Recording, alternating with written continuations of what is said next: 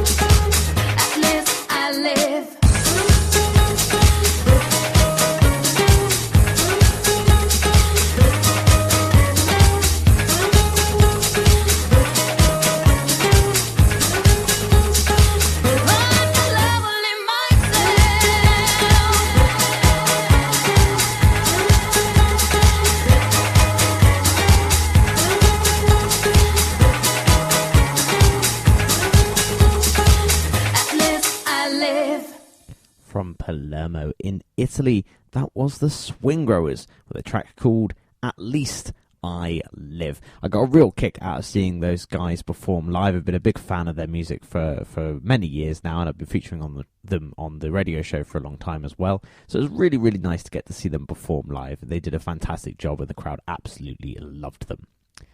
Now, next up, I've got some music from the Genova Collective, and what follows this track will be an interview with the Genova Collective as well, with two members of the Genova Collective who I was lucky enough to interview after their set. So this is the Genova Collective with Sing, Sang, Sung. Check it out.